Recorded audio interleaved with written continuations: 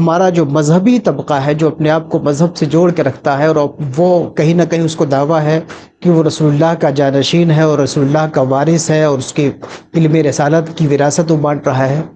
لیکن اس کے باوجود یہ طبقہ، اس طبقے میں جو مختلف لوگ ہیں، یہ اس قدر جری، بے باک اور بد تہذیبی، بد زبانی کے خوگر کیسے ہو سکتے ہیں؟ ذرا ذرا سی بات پہ بڑوں بڑوں کے قد ناپنے کی کوشش کرنا، یہ سب یہ مزاج کیسے پیدا ہو گیا؟ جی میں سمجھتا ہوں کہ یہ پرابلم جو ہے،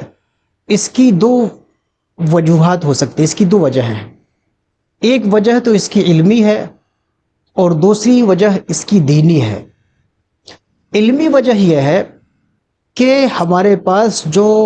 اسکالر اور علماء بیٹھتے ہیں، وہ ناقص علم کے ساتھ ہر موضوع پہ گفتگو کرنا چاہتے ہیں۔ علم، آپ جس ٹاپک پہ بات کر رہے ہیں، کم سے کم اس ٹاپک کو تو پورے طور پہ اس کے ما لہو و ما لہ، اس کے ہر طرف سے اس کا آپ احاطہ کریں، مکمل گہرائی کے ساتھ اس کا ادراک رکھیں تو پھر بات کریں۔ تو ناقص علم کے ساتھ عالم بننے کی کوشش کرنا، جہالت ایک برائی ہے، لیکن جہالت سے بھی بڑھ کے جو ہے برائی آدھا علم ہے، ناقص علم ہے۔ ناقص علم جو ہے وہ اور زیادہ خطرناک ہو جاتا ہے۔ تو ایک تو علمی نقص ہے، دوسری جو ہماری کمی ہے ہمارے اندر، وہ دینی کمی ہے، اور وہ دینی کمی جو ہے بدگمانی اور سوء ظن کے تعلق سے ہے۔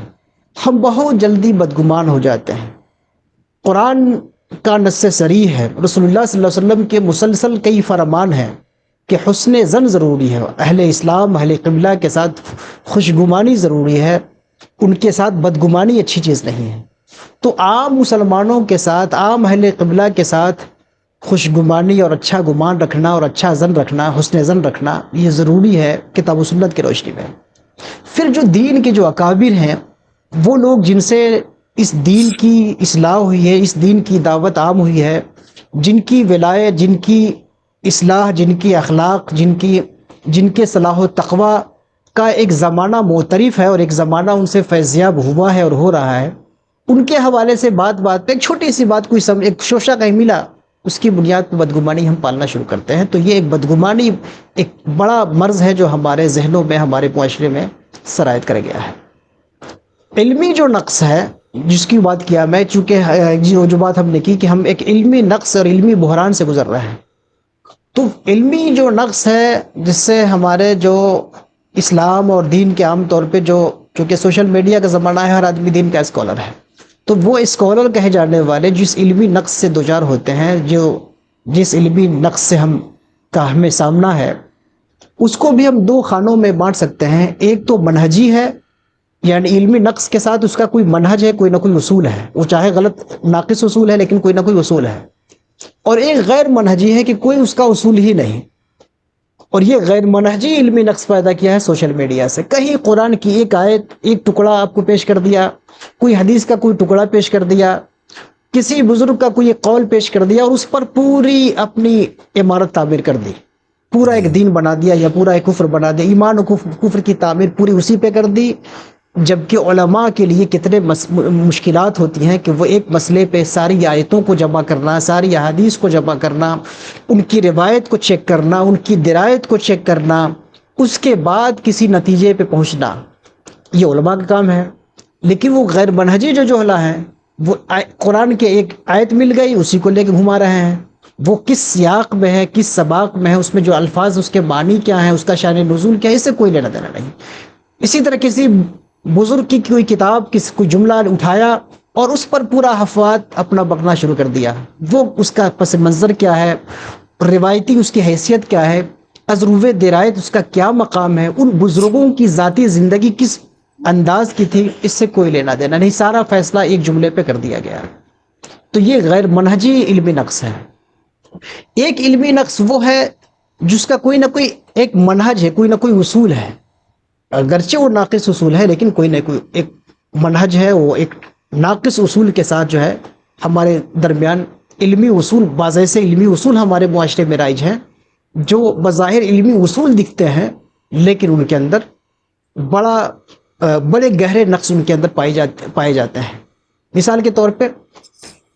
یہ جو علمی نقص ہے ہمارے دینی اور اسلامی معاشرے میں، اس کا ایک کنارہ روایت پرستی ہے اور دوسرا کنارہ عقل پرستی ہے۔ کچھ لوگ ایسے ہیں ہمارے معاشرے میں کہ وہ ماضی کی ہر چیز پر ایمان لانا چاہتے ہیں، ہر چیز پہ، جی کسی بھی کتاب میں، ہمارے بزرگوں کی کتاب میں، ہمارے علماء کی کتاب میں، ہمارے محدث کی کتاب میں، ہمارے فقیہ کی کتاب میں، ہمارے امام پیشوا کی کتاب میں، جو کچھ ہے سب صحیح، آنکھ بند کر کے اس پہ کوئی غور و خوض نہیں کرنا ہے، آنکھ بند کریے ہوئے ہیں۔ تو یہ بھی ایک علمی منہج نہیں ہے۔ آپ کسی چیز کو، علمی اصول ہوتے ہیں، ان علمی اصولوں میں پرکھیں۔ کسی بھی کتاب میں کوئی چیز آ جانا، اس کا مطلب یہ نہیں کہ اس کتاب میں ہر بات درست ہی ہو، اس میں ہر بات صحیح ہی ہو، وہ چاہے کتنوں ہی بڑے عالم و فاضل کی کتاب کیوں نہ ہو۔ کوئی کتاب قرآن کا درجہ نہیں لے سکتی، وہ چاہے حدیث کی بڑی مشہور کتابیں ہی کیوں نہ ہو، اس میں بھی ہر بات، ہر روایت وہ درایت اور صحت کے اعلیٰ درجے پہ ہو، کوئی ضروری نہیں ہے۔ تو یہ روایت پرستی کی ہماری کتابوں میں جو مل جائے ہم سب پر ایمان لائیں گے، ایک غلو اور انتہائی ہے۔ کچھ لوگوں کا یہ کہنا ہے کہ اس سے نکلتے ہیں کہ نہیں، روایت پہ نہیں، ہم تو ذرا غور و خوض کرنے والے ہیں، ہم علمی اصول والے ہیں، غور و خوض کرنے والے ہیں۔ وہ کہتے ہیں کہ صاحب، تصوف کی کتابوں میں بہت بیکار کی باتیں ہیں اور بہت غلط سلط باتیں ہیں۔ وہ کچھ مثالیں بھی لے کے آتے ہیں کہ دیکھیے یہ مثال ہے، یہ مثال ہے، فلاں کتاب میں یہ ہے، وہ علم و اخلاق سے گری ہوئی بات ہے۔ لہٰذا ان کتابوں میں، تصوف کی کتابوں میں جب اس قسم کی باتیں ہیں اور میں مثال پیش کر دیا، لہٰذا تصوف کا کوئی اعتبار نہیں، تصوف کی کتابوں کا کوئی اعتبار نہیں۔ چند مثالوں کو تصوفی و صوفیہ جنہوں نے پوری اسلامی تاریخ میں اسلام کی خدمت کی، اخلاق کی خدمت کی، روحانیت کی خدمت کی، تربیت کی خدمت کی، ان تمام خدمتوں کو، جن کی وراثت میں آج ہمیں ایمان اور اخلاق اور احسان ملا ہے، ان کی تمام خدمتوں کو دو تین مثالوں کو لا کر کے اپنے حساب سے اس کی تشریح کر کے، ان کی ساری مثالوں، ان کی خدمات کو رد کر کے، ریجیکٹ کر کے، اور تصوف کا انکار، کتب تصوف کا انکار، کہ کتب تصوف صحیح نہیں ہے، تصوف صحیح نہیں ہے، اس قسم کے دعویٰ کہ ہمیں تو اس کی ضرورت ہی کیا ہے، ہمیں تو قرآن حدیث اور سنت اور فقہ اور سب کتابیں جب موجود ہیں تو اس کی ضرورت نہیں ہے۔ کچھ بیچارے اس سے بھی ایک قدم آگے بڑھتے ہیں، اور وہ ہماری جو فقہی روایت ہے، فقہا کی جو کتابیں ہیں، اب فقہا کی روایتوں میں بہت سارے شاذ اقوال ہیں، بہت سارے ایسے فیصلے ہیں جو کسی فقیہ کی ذاتی رائے ہے، بہت سارے فیصلے ہیں جو کسی خاص زمانے میں، کسی خاص تناظر میں ہے۔ اب وہ فقہ کی کتابوں میں سے کچھ چیزیں، مثالیں پیش کر کے لے کے آتے ہیں، اور وہ کہتے ہیں کہ دیکھیے فقہ کی کتابیں تو بڑی فتنہ انگیز کتابیں ہیں، اس پہ یہ باتیں ہیں، رد کرو، ریجیکٹ کرو، فقہ کی ضرورت کیا ہے، قرآن اور حدیث کافی ہے، قرآن اور سنت کافی ہے، فقہ کو ریجیکٹ کر دو۔ فقہا کون ہے؟ فقہا وہی ہیں جو قرآن و حدیث کی خدمت کرنے والے ہیں۔ تو جن لوگوں نے صدیوں تک قرآن و حدیث میں غور و خوض کر کے فقہ کا ذخیرہ تیار کیا، چند مثالیں اٹھانے کے بعد پورے فقہی ذخیرے کو آپ کنارے لگا دیتے ہیں، سب کو آپ دریا میں ڈالنے کی بات کرنے لگتے ہیں۔ جی کچھ اس سے بھی جری ہوتے ہیں، کچھ اس سے بھی بڑے محقق اور آگے بڑھتے ہیں، وہ کہتے ہیں کہ بھائی دیکھو، مسئلہ صرف فقہ میں نہیں ہے، مسئلہ تو حدیث کی کتابوں میں بھی بعض حدیثیں بڑی عجیب و غریب سی حدیثیں مل جاتی ہیں۔ بعض حدیثوں میں ہے کہ دوسری قوموں کے لوگوں کو راستے میں سے دھکا دے دو، بعض بخاری کی کتاب جیسی کتاب میں ہے اونٹ کے پیشاب پینے کی روایت موجود ہے، اس میں یہ موجود ہے کہ پیغمبر علیہ السلام اپنے آپ کو، جب وحی کا وقفہ زیادہ ہو گیا تو پیغمبر علیہ السلام اپنے آپ کو پہاڑ سے گرانا چاہتے تھے۔ اب ایسی ایسی باتیں ہیں، اور بھی بہت ساری باتیں ہیں جو بالکل علم اور اخلاق سے خلاف کے خلاف ہے۔ یہ رسول اللہ کی بات کیسے ہو سکتی ہے؟ یہ محدثین نے گڑھ لی ہے، لہٰذا حدیث کی کوئی کتاب معتبر نہیں ہے، حدیث کو ریجیکٹ کر دو، محدثین کو ریجیکٹ کر دو۔ ایک نے تصوف کو ریجیکٹ کیا، اس سے آگے بڑھا، فقہ کو ریجیکٹ کیا، اس سے آگے بڑھا، حدیث کو بھی ریجیکٹ کر دیا، کہا صرف قرآن کافی ہے، سارے مسئلے ہم قرآن سے حل کریں گے۔ اور جب سارے مسئلے قرآن سے حل کریں گے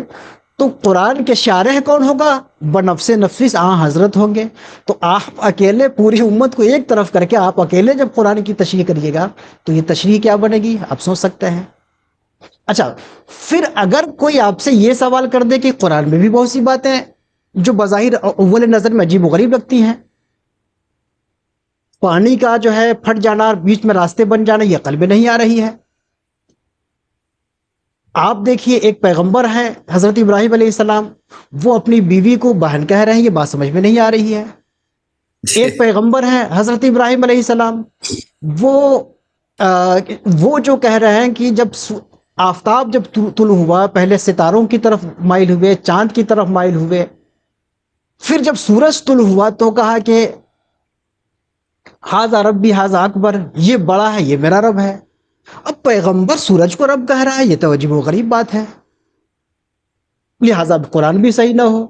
قرآن کی ایک آیت کسی نے پیش کر دیا کہ جو ہے اقتلوا المشرکین، سارے مشرکوں کو قتل کر دو، یہ کیسے بات ہو سکتی ہے؟ جی، ایک ٹکڑا لیا، اس سب کا کے ہاتھ سیاق و کاٹ دو۔ سباق چھوڑا، اب قرآن سے بھی دستبردار ہو گئے آپ۔ جی ایک ایک ٹکڑے کو جب آپ دین بنائیں گے، اور اس کو ہمارے علماء 1400 سال میں علماء فقہا ائمہ نے جو تشریحات کی ہیں ان سے ناواقف رہیں گے، فہم دین سے ناواقف رہیں گے، تشریح دین کے اصولوں سے ناواقف رہیں گے، تو مثالوں کو جب بنیاد بڑھائیں گے تو اس طرح چیزوں کو آپ ریجیکٹ کرتے چلے جائیں گے، اور پھر کہاں جائیں گے؟ وہ اللہ مالک ہے۔ جی یہ پرابلم ہے، دینی نقص ہے اور علمی نقص ہے، جس نے بہت سارے مسائل پیدا کیے ہیں۔ انہی مسائل میں سے وہ ایک مسئلہ وہ ہے جس مسئلے کو آج ہم ڈسکس کر رہے ہیں۔ میں نے دیکھا بعض بیچارے بڑے سنجیدہ جو اپنے آپ کو مانے جاتے ہیں، وہ بھی کہہ رہے ہیں کہ بھائی تصوف کی کتاب میں یہ لکھا ہوا ہے جی چشتی رسول اللہ، لہٰذا تصوف کی کتاب میں معتبر نہیں ہے۔ جی اس جب سے میں بڑے ایک کوئی چیز جرے، پہ کلامی جی معاف، ایک چیز اور جی ذہن میں آ رہی ہے جو جس کی وجہ سے یہ اس طرح کی حرکات ہوتی ہیں کہ اپنے نرسسیت جو اپنے مذہب اور مسلک کے بارے میں ہو، یہ مذہبی اور نرسسیتی اور مسلکی جو نرسسیت اور I am right other everything else is wrong, جی یہ اس جی سے جی بھی جی آتی ہے یہ بات کہ دوسرے کے بالکل اوپر جو صحیح، ہے وہ حملہ کرو تاکہ جی اپنی بات جو ہے وہ وہی صحیح ہے، باقی اور کچھ صحیح ہے ہی نہیں، جی جی اسی لیے جی جی دوسرے جی کو نیچے کرو۔ جی اب دیکھیے، بالکل آپ نے بات صحیح کہی کہ ہم کو جو سمجھ میں آ گیا اس پہ ریجڈ ہو جائے۔ اچھا یہاں بھی ٹھیک ہے کہ ہم اپنی رائے پہ ریجڈ ہو جائے، اب اگر آگے بڑھ کے کہتے ہیں کہ ہمارے علاوہ جتنے ہیں سب غلط ہیں۔ جی اسلامی روایت میں ایک بڑا نام آتا ہے امام شافعی رحمہ اللہ کا، ایک بڑے مجتہد امام ہے امام شافعی۔ جی وہ کہتے ہیں کہ ہم نے جو سمجھا ہے وہ صحیح ہے خطا کے احتمال کے ساتھ، اور دوسرے ائمہ ابو حنیفہ اور اس طرح کے جو لوگ ہیں انہوں نے جو ہم سے اختلاف کیا ہے ان کی رائے غلط ہے ثواب کے احتمال کے ساتھ، صحیح ہونے کے میں واہ، ان کی رائے درست ہو۔ جی تو امت کے جو امام ہیں وہ تو اس انداز سے سوچتے ہیں کہ جو ہمارے اجتہادات ہی فائنل نہیں ہیں۔ جی آج کا آدمی